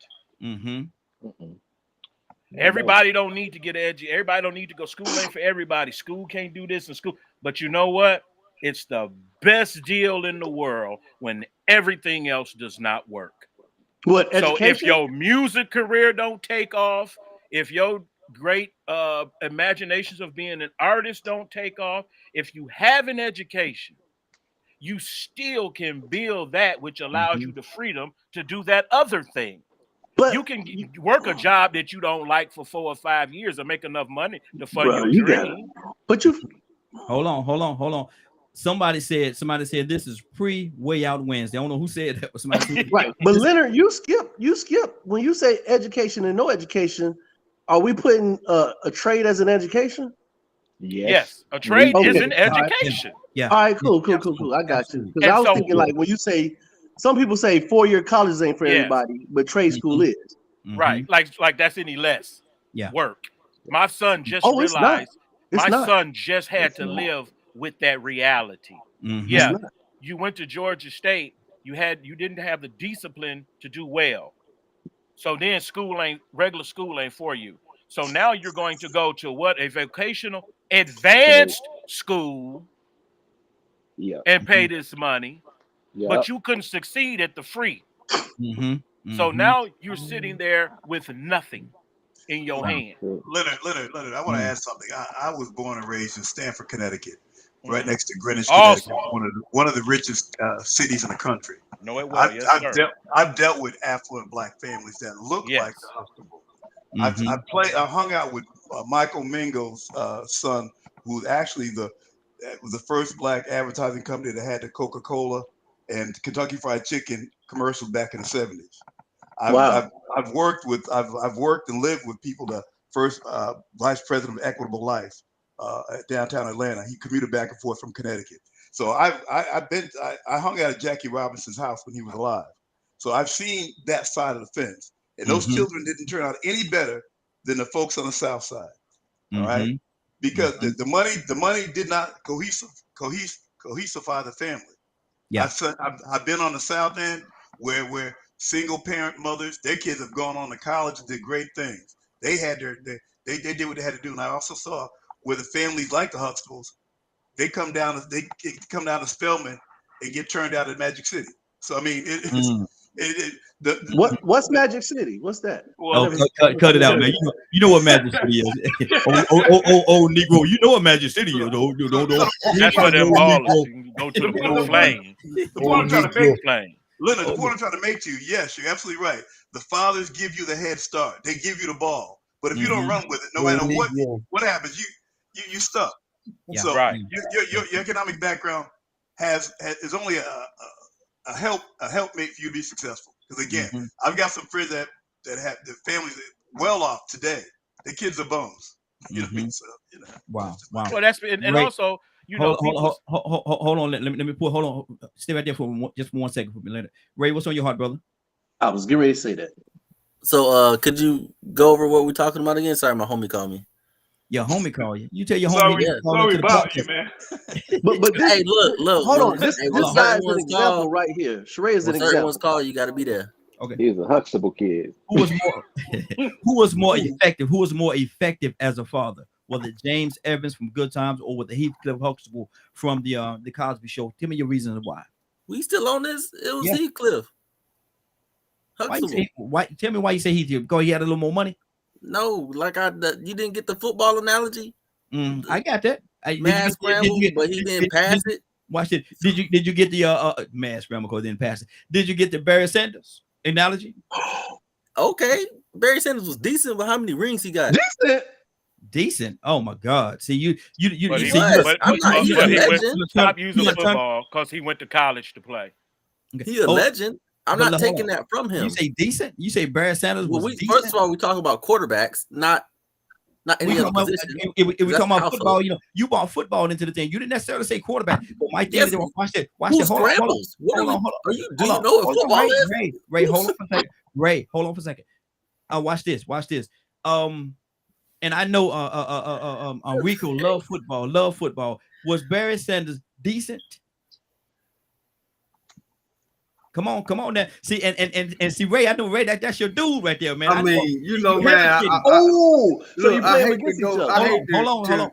I hate for it to keep going left field because we done got off track, but man, Barry way beyond decent, man. I mean, he's like a GOAT status for real. You know what I'm saying? I mean, but you know, like Leonard said, he went to college. Yeah, he went to college, so he could fall back on that education. You know, I like what Leonard said too, and Charles cleared it up. Vocational education, training, skills. That's still, like you said, that's still education. So all those things play a part.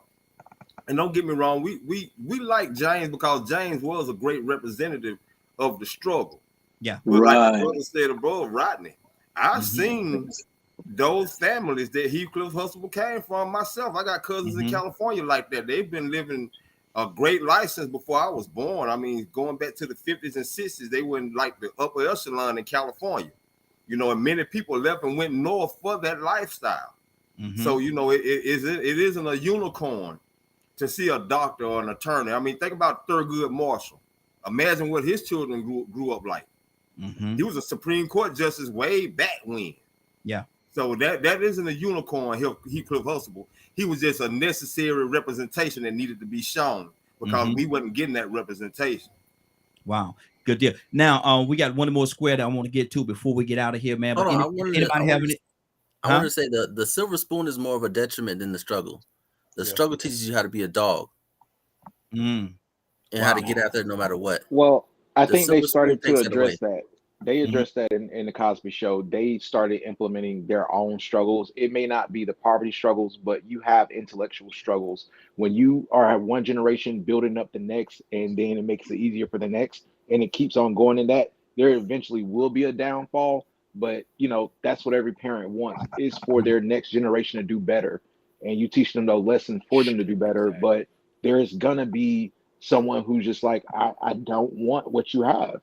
One of your one of your kids. But are you happy with the results as a father? If James said he looked at his family and was like, I'm happy that I ended up dying in the projects, he probably be like, nah. Cliff, he was like, yeah, I'm good. Wow. I just want to be happy. That's it. Like I my kids, yeah, there you go. I'm with George Jefferson on this one.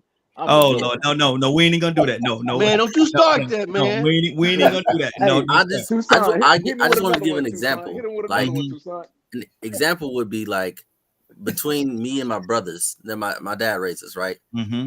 It's my eldest brother, me, and then my youngest brother. My older brother, he ain't got nothing, ain't no type of dog in him. A big old chihuahua, like just soft.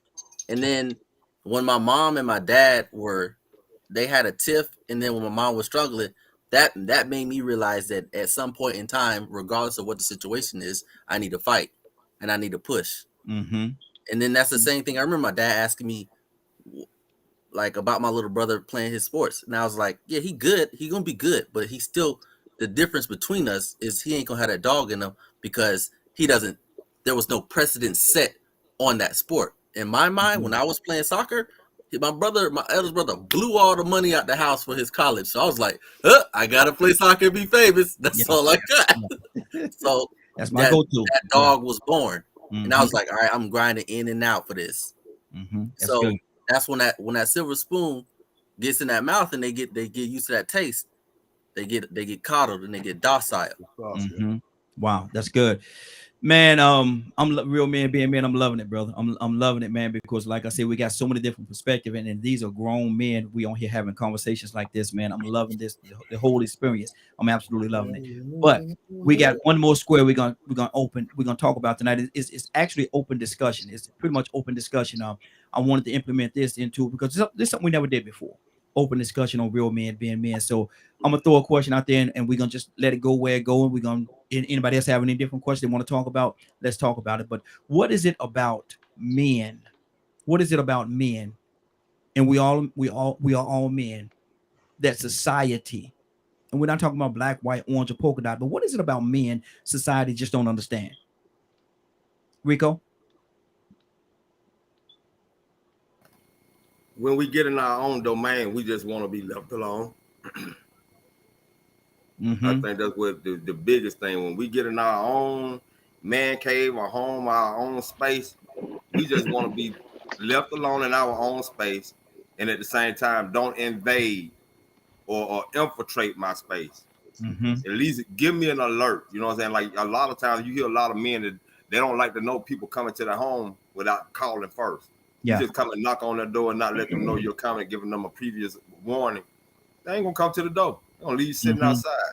They put their foot down. I already told you, man, when it comes to my house, this is what I expect. I want you to abide by that and respect that. So it's about respect and peace, respecting your space.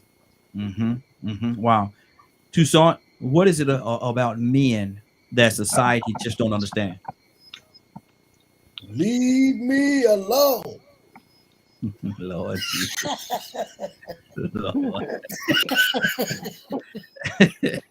Lord. Rico right though. I'm trying to be serious. I'm trying. But no, Rico right. I had one of the ministers at the church came by the house, knocked at the door by 9:30. He says, I was just in the neighborhood and I decided I was just gonna drop by. Wait a minute, sir. I stay at a dead end street. You intended to come by my house. Yeah. Thank you for coming. But if you do that again, Reverend, I will answer the door with you and your wife and your child outside in my birthday suit and see how you like that. Don't do that again. Now, what kind of warning is that? What? Hey, Don W. That's the one you better listen to. Yeah. Don W. But quickly, I agree with Rico. Even if we're in a conversation and I stop having that conversation, don't continue that. I done got in my space. And as long as I feel like that's where I'm going to be, it's not going to change. No matter who wants to invade it. That's just the way that that's just the way that I operate. So yeah, I'm trying to be heard. Maybe Charles, that might be your get your flip phone.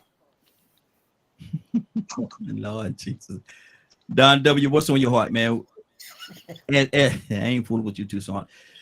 As men, what is it that society just don't understand? And like I said, we're not talking black, white, orange, polka dot, or lily stripe. We're talking about as men. What is it that society don't understand about us? I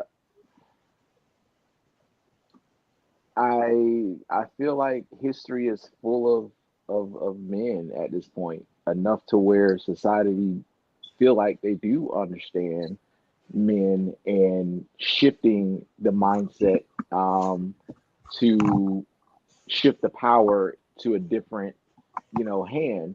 I don't believe that they understand that we already understand that plight, so we're fighting a battle of times that has passed, or the ghost of all the misogyny, all of the bigotry, all of the hate, and all of that impact that the older mindset had. The current generation men are facing that right now, and this era of men are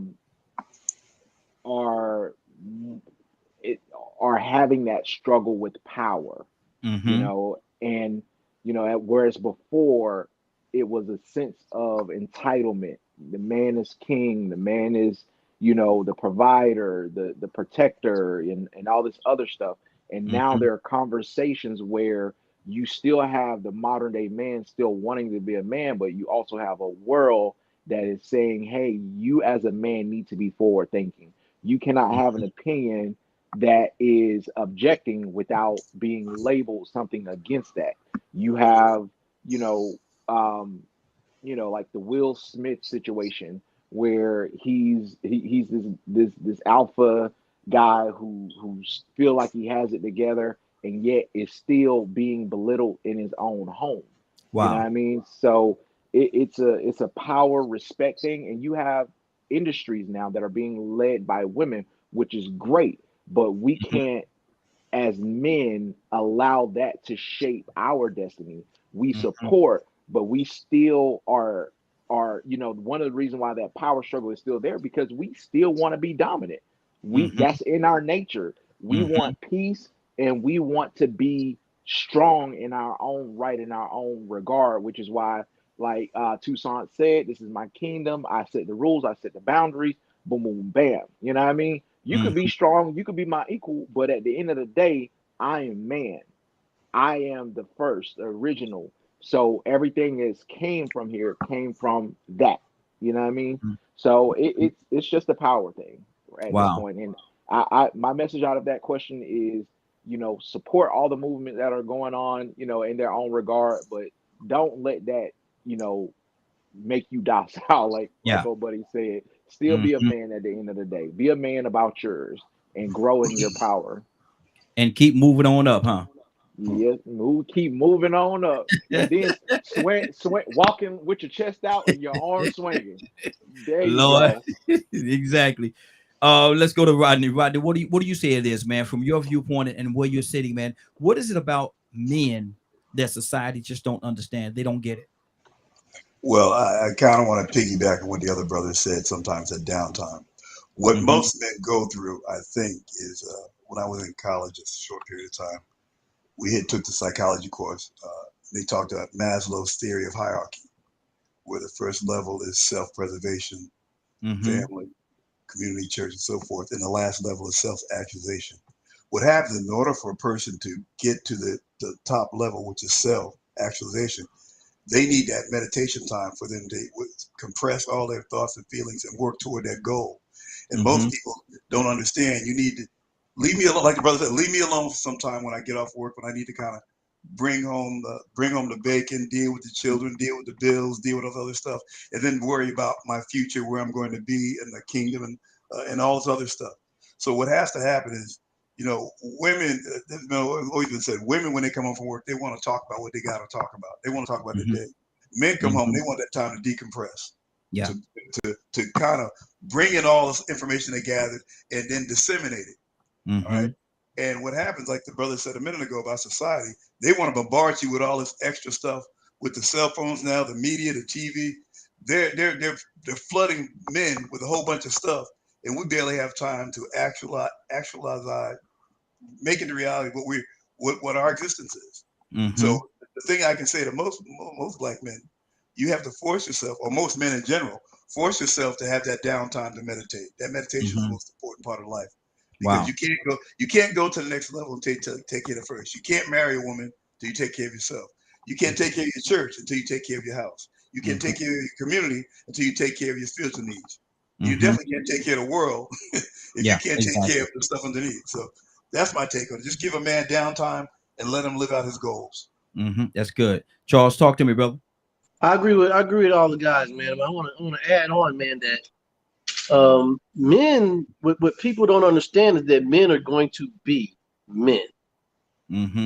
All these things that are out there that's try to destroy or build up everything else and put the man down. You have TV shows where the men's a clumsy goof and everything out there is just going against men. But the thing about it is that the universe will correct itself and men will always be men. You're not going to let a man be a man. I ain't talking about a boy, but a man. A man's going to be a man whether you like it or not. See, the pushback is going to hurt feelings and hearts. You understand? And it's going to come because that's just how things are. So people who these things are out there that women power and this, that, and the other, and they got to do all these powers and all this, that, and the other. Okay, that's cool and that's well more power to you. But understand, all your power is not taking nothing from a real man. Mm-hmm. You can build up all the power you believe you have, and you can have it. But when it comes to a real man, they're gonna be that man. Mm-hmm. You understand? So like, what's the men gonna be men, and when it's time to be a man, we're gonna be men. When it's when the boat going down, and they say the women and children first. You understand? The real men gonna let the women and children, and only the women and children go first. Mm-hmm. Ain't forgive me, but ain't no chick dressed up like a man gonna say I'm gonna go last. Oh Lord, see, But you said I can say what I want to say. You said I say yeah, it's open discussion. It's open discussion. Absolutely, absolutely. Okay, but let me find your mic real quick. Oh man, come on, man. Let me find your mic. Yeah, I'm gonna cut you off. Moving on up, dude. But you get what I'm saying. Men are gonna exactly be men, no matter what. And at the same time, what everybody's saying about their space, it's either you gonna give them their space or they're gonna take their space. They're gonna get their peace and quiet, man. Absolutely, Badger. Everybody get out of my house. Hey, Leonard, well, now you're having a Martin moment. Now you're having a Martin moment. I am. Yeah. Badger. I was just making sure Leonard was ready. Here we go. Come on. Come on, Badger. Men are taught a whole bunch of toxic masculinity. Mm-hmm. That's what a lot of folks need to know. Mm-hmm. The illusion of control is a joke. Men are to be leaders, not something that controls their environment. The moment you think you control things, it's going to get taken away. I can guarantee you that. Maybe not in the way you expect, but it always happens. So my household is a matriarch. I'm the exception on this channel. My wife has last say. Me and Leonard's had a lot of discussions on this. And I'm fully on board with his way of life, if that's the way he wants to live it. Mm-hmm. Go ahead, Badger. So I am the protector and I am the provider. But if my wife tells me to get out, I get out. No argument. If I deserve it, I deserve it. That's the way it should be, in my view. Women can do something no man can't. They bring life. Yeah, they need our seed to, make it happen. But do we have to carry it for 9 months? No. Okay. So my views and ideologies on a lot of this is there are a lot of things women are good at that men can never do. There are some things men can do that most women can never do. So, but when it comes to the mental,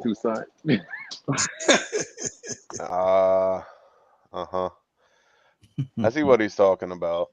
You're talking about a rib? Which version of the Bible? That's a Budweiser. Donald, we've had this conversation. We're not going to get into the biblical stuff. Hold on, let me wrap it up for me, Badger. I want to get a few more people. So in a nutshell, it's lifting up the woman, letting them know how important they are to the world. Okay. Because unless a man can all of a sudden start carrying a child, they hold priority. Because if a woman's in the right frame of mind, they don't need drugs. They don't need any of that if they're healthy to carry a child. Good deal. Ray? As the question, I think what society needs to understand is men are the most complex creature, the most complex beast with the simplest requirements. Any and every situation we're looked to understand it and provide a outline. But at the end of the day, when I figure it out for you, just leave me alone. Let me go back and chill. I'll do it. I'll build the house. I'll put the food on the table. I teach the kids how to do this. I make sure my wife understands these concepts. But at the end of the day, let me have my peace. We're the most complicated creatures here, but we have the simplest requirements, and this is where we start to struggle at because the requirements aren't being met. Wow. Leonard. Oh man, it's a great question. I love more towards what Charles said. I am, you know, and one, you know, I struggle with a lot of young men and things like that, and some men with certain attitudes and things I've heard or what have you, and the struggle to find their masculinity actually. And when people are trying to tell you you already messed up because you a man and blah blah blah blah blah and all these types of things. I'm a man. At the beginning of the day, I ain't gonna ask nobody for nothing. If I want something, I'll take it. I'll stand up for who I am and what I believe and defend it to the death. I won't make no excuses for it or about it. I don't take no orders from nobody but God. And to, you know, sometimes I see men, I can tell certain men certain ways and how they were raised based on their actions and things like that, and measuring people up. And, you know, women, I'm listening to what they're saying, but at the end of the day, they'll put you out the house before they'll put me out the house, because I'm going to be a man in that house. I'm going to be everything that she is going to long for. I'm going to be her provider and everything that she needs me to be. And because I'm going to do that, she'll always be with me. She knows I stand for that. She's on my team because I found her and married and proposed to her. And I took the responsibility for her, not only as her husband, her helpmate, her friend, and even her priest. Okay. So these things you have to understand. When men are raised by women, they know this is natural thing in them, but they follow the woman and they follow their mothers. They even emote like their mothers, even a gay man. That's why a lot of gay LGBT community had come after me about something I had said or whatever. You all think that bothers me. Let me tell you about you and yourself. That what you want to be. You're still a man at the end of the day. Whether you tell nobody, whether you don't dress like a man no more, whether you change your name or whatever, me and you know. You're a man at the end of the day. You may be a gay one, but you're still a man. It's in you. And if you suppress that, it'll be that way. And I watched some things this evening and I'm like, you know, I see all these, you know, you have to wonder sometimes, what is it? It's men being men. It's men being men. And you know, toxic is when you're doing something terrible. Toxic is when you're poisoning relationships and doing all this. But standing up and being a man is nothing toxic about that. Yeah. Nothing at all. And we need to stop allowing society to teach you that. The issue is boys are not being raised by men, so they don't know how to be. So when you get with a woman, now you wondering why stuff don't work. It's because you ain't been taught. So now guess what you do? Because you're not going to outsmart her. What you going to do? You're going to hit her. You're going to hit her with all your brawn. That's what you're going to do. It's called a problem with managing conflict. So when conflict comes, then that real you is called to the test. Because now you have conflict. She won't listen. She's supposed to listen. And then, you know, you Bible freaks. Well, the Bible say you ought to. That don't mean nothing to nobody. It is one, you get so much more by being who you truly are. Okay. Not trying to pretend or anything like that. If you just be a man, she'll long for that. Absolutely.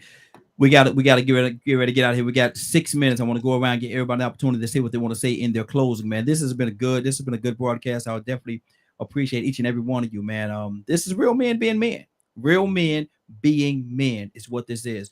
We're gonna go around right now, give everyone an opportunity to say what they want to say in their closing. Don W, in your closing, sir. Yo, we're not perfect, but we're perfect just the way we are for ourselves, and we're gonna grow and keep on growing. And I appreciate y'all listening in. This is Don W. Y'all stay blessed. Likewise, likewise. Badger.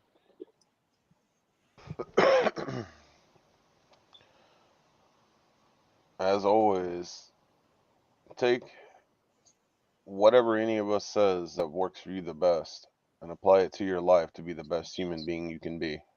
Mm-hmm. That's the best any of us can ask for. That's the reason we do what we do on DKM Media. Mm-hmm. So stay beautiful, stay blessed.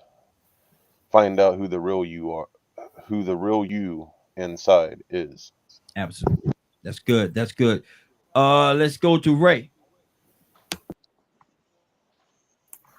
Appreciate the opportunity. Just everybody stay true to yourself. Make sure you keep that covenant with whomever you said it with. Mm-hmm. Good deal. Good deal. Rodney. Thank you for the opportunity. And what I want to leave with you is this: if you don't control your environment will control you. Mm-hmm. Good deal. Good deal. We lost Charles. So let me go. Rico. A few more things that women need to understand about men. We have eyes, we have ears, and we have hearts. Mm-hmm. We got feelings. Sometimes we deserve the truth. Sometimes we need a little peace of mind. Sometimes we need a shoulder to lean on. But we need understanding. We're not guard dogs. We're not watchdogs. Mm-hmm. And we aren't just fighting machines. We know that black girls rock, but we are here too. Mm-hmm. Mm-hmm. What about us? Good deal. Good deal. Absolutely. Let me see who I got left. Toussaint. Oh, George. Oh Lord, here we go. Move it on up. Look, what we need to understand about George? Now, who in the world is playing that right there? Who in the world was that? That was me. You asked me what my closing comments was. Why are you wild, Toussaint? He need his own show. We're gonna look. And you know what? We're gonna leave it. We're gonna leave it right there. We're gonna leave it later. I ain't mad at you. I'm not mad at you. We're gonna leave it right there. Not right there, but right there. We're gonna leave it right there. Later. Man, I think that everybody really has to understand, especially when about being the man, is just be who you call to be. Yeah. You know, I love what the scripture says about the new covenant. And the new covenant I will make after that time, says the Lord. I will put the laws in their hearts, and I will write them on their minds. There is a way to be the best dad, to be the best husband that you can be. And I think a lot of it is in this word. And a lot of it is from examples of good fathers whose children say they're good. Mm-hmm. Listen to the children who say their fathers are good. That's the best test, you know. And I just pray for each and every one of y'all and your families and your children. So to help you communicate this to your children on if you want them to be a certain way, mold and shape them to be that way. Absolutely. Well, great broadcast, y'all. Great broadcast, man. Y'all did it again, man. Y'all did it again. Appreciate each and every one of you. We got a show, Rico, every Wednesday, man. We do the Morning Glow every day, Monday through Friday, but every Wednesday, man, it's a special show that we do on the Morning Glow from 7 o'clock to 10 o'clock a.m. Eastern Standard Time. Rico, what is that show called? That thing is called Way Out Wednesday with Messy Raheem. Oh. Let us see the mess you started, brother. You see what you did, man. That's the best word I could use. It's the best word I could use. And that's the best interpretation of me. Ain't that something? Yeah, and it's approved by the FCC. Oh, Lord. My name is Raheem, and I do not approve that message. I do not approve that message. Leonard, pray us out, brother. Dear Heavenly Father, we come to you thanking you for being so merciful and so giving us so much grace. We pray that each and everyone on this call and listening to this broadcast found hope and found another way to live, another path to try. We hope that we have touched someone enough to even accept you as their Lord and Savior. These are the blessings we ask in your son, Jesus' name. Amen. Amen. I want to thank everybody for joining us. And more than that, I want to thank everybody for allowing DKM Media Group and Associates and Real Men Being Men for being a part of your evening. It is now straight up and down 10 o'clock. You're about to exit Real Men Being Men. But before you go, I want you to do me two favors, if you will. One, I want you to continue to pray for us because we're certainly praying for each and every one of you. Number two, why this is real simple, I want you to go out there, find somebody and give them a hug because you never know. It could be the only hug that they get, or it could very well be their last. Love you, and ain't nothing you can do about it. Have a great day and a better tomorrow. That we shine some of this light on you from Real Men Being Men. Take it out there into this wicked and cruel world that we live in and let your light so shine. If you get an opportunity, give somebody some love. You just might find some love in return. Won't that be a beautiful thing? Have a great day. Take care of each other. And please, please, please be blessed.